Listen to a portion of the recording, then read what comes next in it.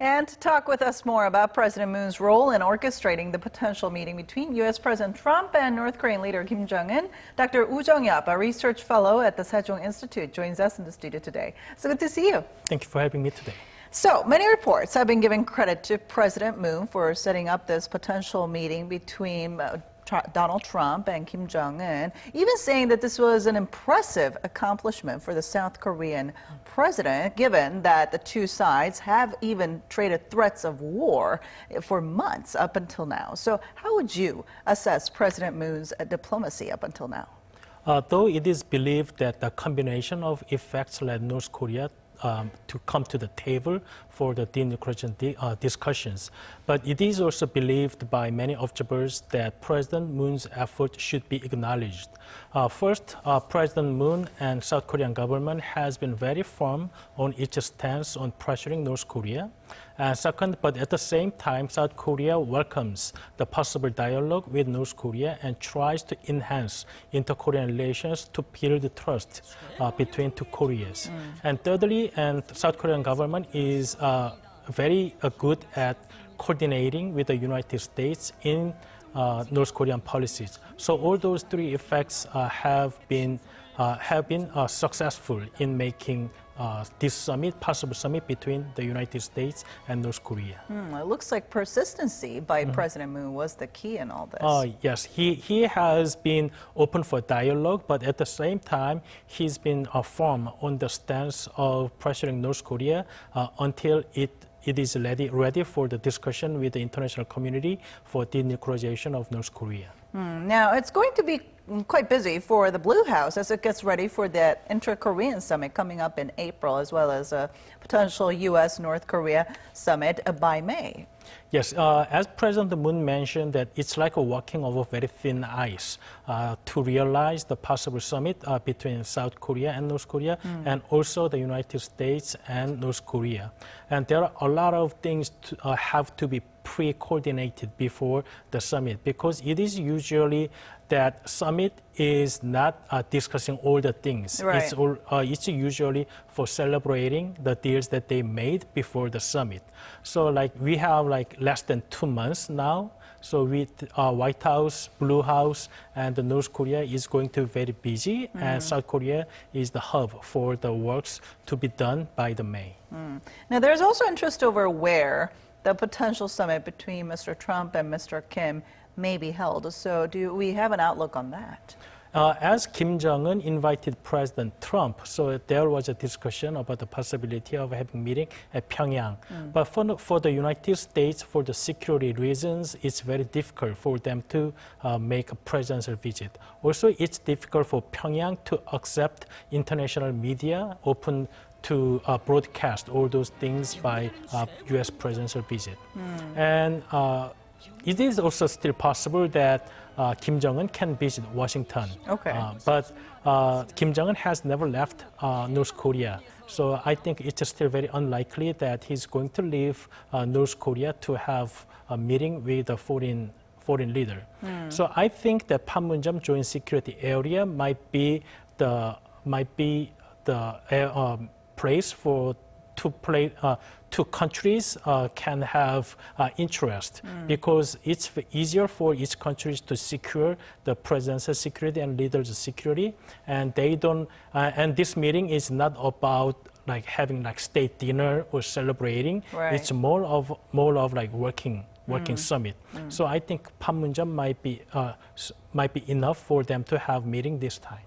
So, and even before this possible summit, potentially they're going to be sending working level and high level officials to one another to talk about what's going to be talked about at the summit. Yes, even though South Korean government relayed the message from Kim Jong-un to President Trump, North Korea has not directly contacted yet with the United States government. Okay. So first, the United States requires North Korea to contact them directly and show to the United States that North Korea is really interested in talks about denuclearization. So the working level meeting has to be there before the summit. All right. So a big step forward was made as President Moon persuaded Trump and Kim Jong-un to come to talks. But at the same time, still, there are some of the things that Mr. Moon should be aware of in dealing with Trump and Kim Jong-un before the summit actually happens. U.S. government believe that the North Korea's changing behavior is only possible from its global maximum pressure. And U.S. government also mentioned that the North Korea's words should be matched by concrete actions. So United States is going to be very hard on North Korea on the discussion terms. And so I think that North Korea might defect from the discussion if U.S. push too hard.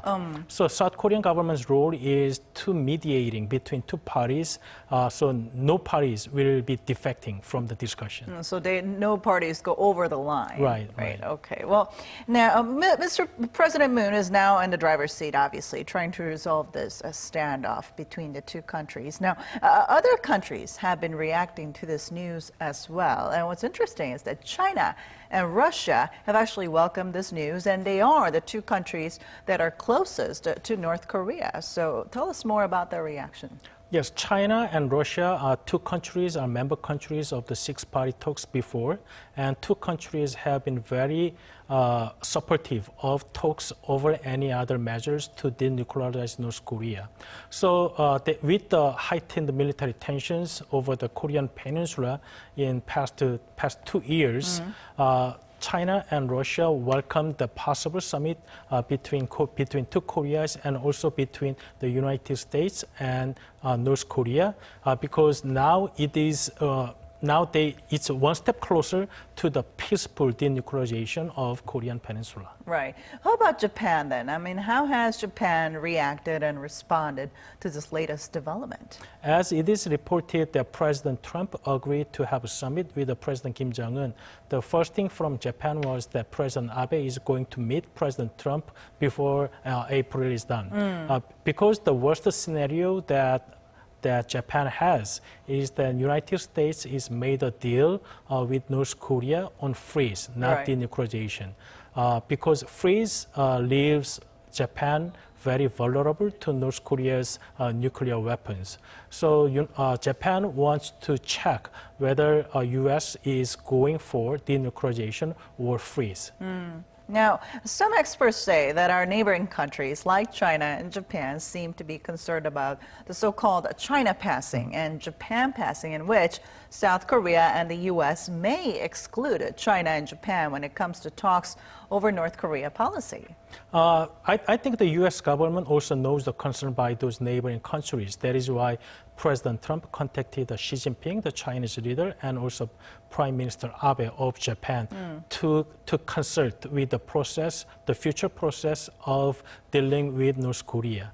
And from the past experience that it's not going to be just a bilateral discussion between North Korea and the United States, or the neighboring countries has to be involved. So United States needs China and Japan to successfully implement the denuclearization agreement with North Korea. So on the surface, it kind of seems like that, but at the same time, we're kind of wondering, I mean, China did welcome this news, right? But at the same time, wouldn't China feel kind of uneasy about all this because they were trying to take over kind of U.S.'s position when it comes to the global leader, because U.S. has been kind of implementing global protectionism measures, and so China was trying to kind of look over that place. But now the silence or the standoff has been kind of broken between North Korea and the U.S. So in a way, I feel like China does welcome it officially, but in the end, I feel like they're a little bit uneasy right now. Yes, it is true that China has been cooperating with the United States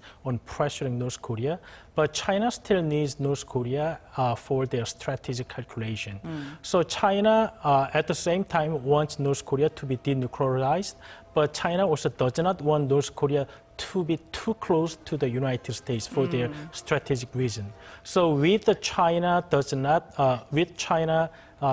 involve heavily on the process of denuclearization of North Korea, China have concerns that China is U.S. and North Korea relation is improved while China-North Korea relations is going down. So because it's important for international community to be involved in the process of denuclearization.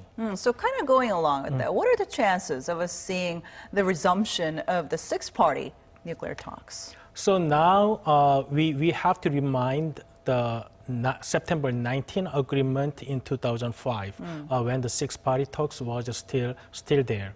And that six-party talks produced the joint agreement to have verifiable denuclearization of North Korea, but at the same time, it guarantees the security of North Korea.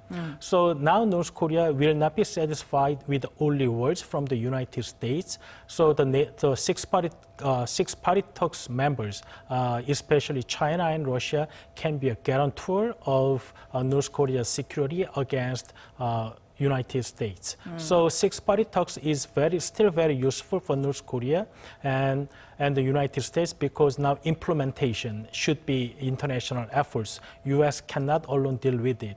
So once the United States and North Korea reach the agreement on denuclearization, now the six-party talks can resume to talk about the implementation process. Okay, so President Moon was able to bring the two sides together to at least agree on having talks. But there are still some risks, though, because considering that if talks do fail, then the Korean Peninsula might face the risk of a military conflict again. And so with that in mind, what are some of the tasks remaining for President Moon as well as the South Korean government in dealing with the two countries before the summit actually happens? So it depends on how we are going to define success. But I would like to define success as the successful denuclearization of North Korea this time. So United States will be firm on North Korea until that they can guarantee the denuclearization of North Korea.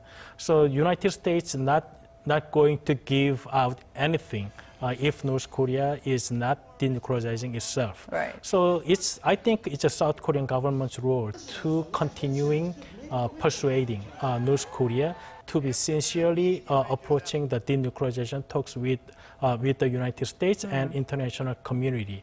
So if North Korea is again defecting from the agreement and the implementation of denuclearization talks, we are going to face a very serious risk on Korean Peninsula. That is why South Korean government role is very important to persuade North Korea to be sincere on denuclearization talks with the international community. A mediator with very heavy shoulders, right? Yes. Okay. Thank you so much for your insight today. Thank you.